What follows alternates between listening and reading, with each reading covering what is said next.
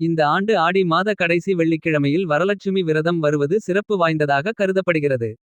மகா விஷ்ணுவின் துணைவியான மகாலட்சுமி வரங்களை அள்ளித் தருவதால் வரலட்சுமி என அழைக்கப்படுகிறார். செல்வத்துக்கு அதிபதியான மகாலட்சுமியை வீட்டுக்கு வரவேற்கும் நாள்தான் வரலட்சுமி விரத நாள்.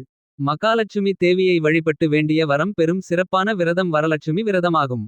இந்த விரதத்தை திருமணமான சுமங்கலி பெண்களும் திருமணம் ஆகாத கன்னிப் பெண்களும் கடைபிடிக்கலாம்.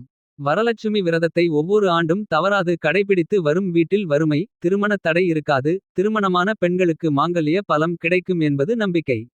இந்த ஆண்டு நாளை மறுதினம் வரலட்சுமி விரதம் அனுஷ்டிக்கப்படுகிறது.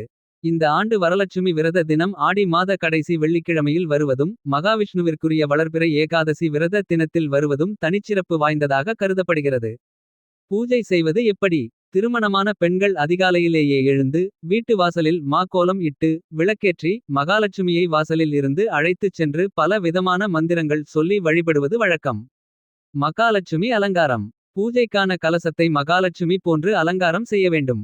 மனைப்பலகையில் கும்பம் வைத்து கும்பத்தில் உள்ள தேங்காயில் அம்மன் முகம் கிரீடம் வைக்க வேண்டும். அத்துடன் ஆடை அணிகலன்கள் அணிவித்து மஞ்சள் குங்குமம் வைத்து பூச்சூட்டி அலங்கரிக்க வேண்டும். பின்னர் வீட்டின் வாசலில் வைத்து மகாலட்சுமியை அந்த கலசத்தில் எழுந்தருளும்படி வேண்டிக் கொள்ள வேண்டும். வாசலில் உள்நிலைப்படி அருகே நின்று வெளியில் நோக்கி கற்பூர ஆரத்தி காட்டி மகாலட்சுமியை வீட்டுக்குள் வருமாறு அழைக்க வேண்டும். பின்னர் மகாலட்சுமியை வீட்டிற்குள் அழைத்துச் சென்று பூஜைக்கான இடத்தில் அமரச் செய்ய வேண்டும். பிரார்த்தனை.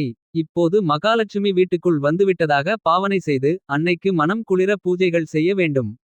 பஞ்சமுக நெய் விளக்கு ஏற்றி வெற்றிலை பாக்கு பழம் நெய் ஊற்றிய சர்க்கரை பொங்கல் சுண்டல் போன்ற உணவுப் பொருட்கள் படைக்க வேண்டும்.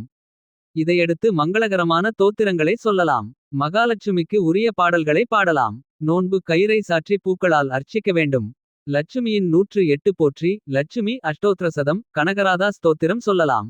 படிக்க தெரியாதவர்கள் வரலட்சுமியை மனதார வேண்டிக் கொண்டால் போதும்.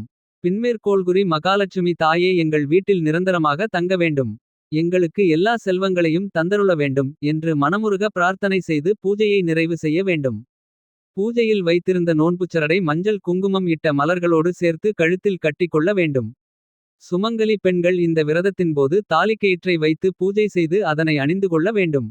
எளிய முறையில் வரலட்சுமி அன்று கலசம் அமைத்து அம்மனின் முகம் வைத்து வழிபடுவதற்கு வசதி வாய்ப்புகள் இல்லாதவர்கள் எளிமையாக தாமிரம் அல்லது செம்பினால் ஆன சொம்பினை பயன்படுத்தி கலசம் அமைக்கலாம்.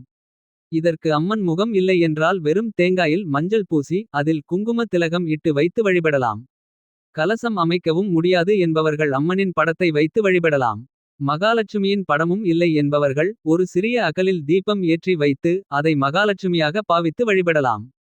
விலை உயர்ந்த பொருட்களை எதுவும் வாங்க முடியாதவர்கள் வெற்றிலை பாக்கு 2 வாழைப்பழம் வைத்தும் வழிபடலாம். கொஞ்சம் வசதி உள்ளவர்கள் சர்க்கரை பொங்கல் வைத்து வழிபடலாம். வீட்டில் பூஜை செய்ய முடியாதவர்கள் மற்ற வீடுகளில் நடக்கும் பூஜையில் பங்கேற்று அன்னையின் அருள் பெறலாம்.